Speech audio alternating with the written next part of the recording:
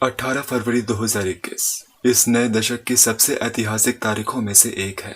ये वो दिन है जब नासा का एक और मार्स रोवर सफलतापूर्वक लाल ग्रह की सतह पर उतरा है। परसेवरेंस रोवर को अब तक क्या डेटा मिला है, आज इस वीडियो में हम जानेंगे।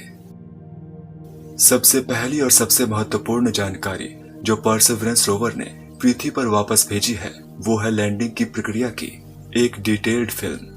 यही रिकॉर्डिंग भविष्य में होने वाले मिशन की तैयारी के लिए बहुत उपयोगी होने वाली है। इस फिल्म की शुरुआत अंतरिक्ष यान को ग्रह के वायुमंडल में प्रवेश करने के बाद 5580 मीटर प्रति सेकंड की गति से उतरते हुए दिखाती है। उसके बाद रोवर अपनी प्रोटेक्टिव हीट शील्ड को गिरा देता है, जिसका उपयोग अंतरिक्ष यान को धीमा करने के लिए किया जाता है। लगभग 80 सेकंड बाद स्काई क्रेन मैन्यूवर परफॉर्म किया गया और लैंडिंग पर अधिकतम सुरक्षा सुनिश्चित करने के लिए केबलों के एक सेट से रोवर को धीमा किया। टचडाउन साइट पर रोवर के निचले हिस्से में स्थित कैमरों ने थ्रस्टर्स जेट्स द्वारा उड़ाई गई धूल और छोटी चट्टानों को कैप्चर किया। मिशन कंट्रोलर्स के शब्द टैंगो डेल्टा के साथ ये वीडियो समाप्त होती है, यानी टचडाउन सफल हुआ। उतरने के लगभग तुरंत बाद परसेवरेंस रोवर ने अपने हैजार्ड अवॉइडेंस कैमरा से कैप्चर की गई बहुत सी हाई क्वालिटी तस्वीरें पृथ्वी पर भेजी।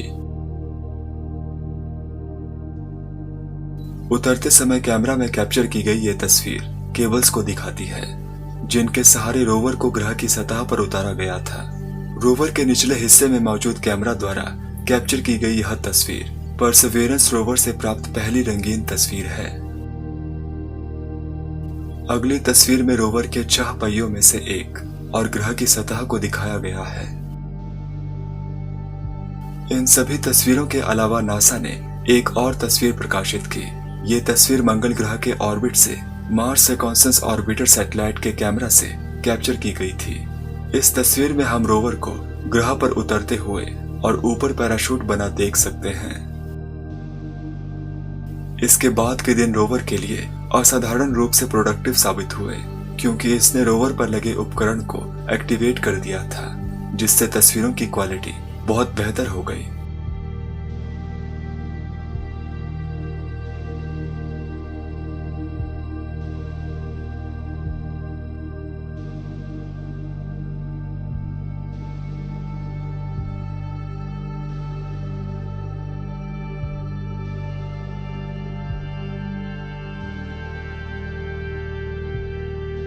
इस तरह के रेजोल्यूशन को प्रदर्शित करने के लिए, जो कि रोवर अपने कैमरा में कैप्चर करने में सक्षम है, और ताकि हम इसकी क्षमताओं की सराहना कर सकें, नासा ने इस तस्वीर को जारी किया। रोवर द्वारा किया जाने वाला अगला महत्वपूर्ण काम साउंड रिकॉर्डिंग उपकरण का परीक्षण करना था। 20 फरवरी को रोवर ग्रह की सतह पर पहला ऑडियो रिकॉर्ड करने में सफल रहा, जहां मार्शियन हवा के झोंकों को स्पष्ट रूप से सुना जा सकता है।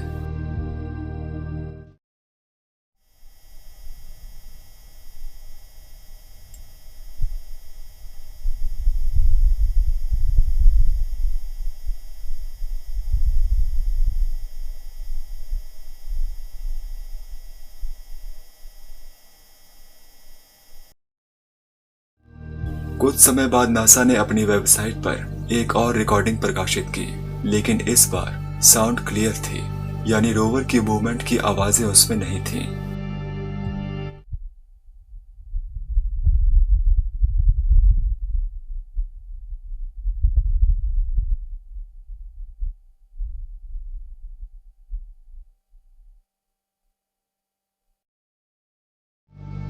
परसेवरेंस वर्तमान में अपने बुनियादी तकनीकी उपकरणों की जांच कर रहा है।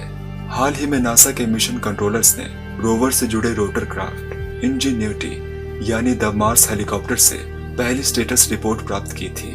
मिले डेटा के अनुसार हेलीकॉप्टर की बैटरीज का चार्ज अपेक्षा से अधिक है और इसका बेस स्टेशन पूरी तरह से ऑपरेटिव है। परसेवरेंस के द मार्स हेलीकॉप्टर को सतह पर छोड़ने के बाद हेलीकॉप्टर के पास परीक्षण उड़ानों की एक श्रृंखला पर जाने के लिए 1 महीने का समय होगा।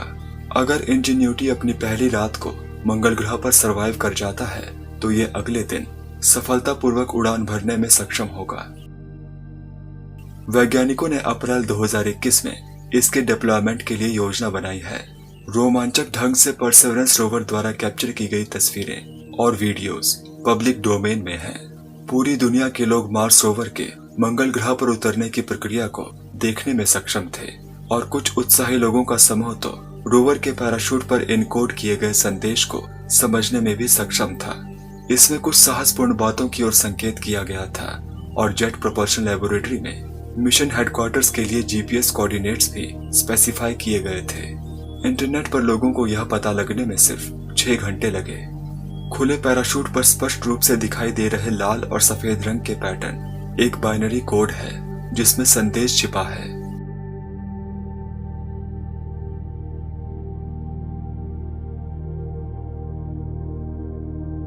इस पॉइंट पर परसेवरेंस रोवर अपने मिशन की शुरुआत में है, लेकिन ये केवल कुछ ही दिनों में ही हमारे लिए बहुत अधिक मूल्यवान डेटा कलेक्ट करने में कामयाब रहा है।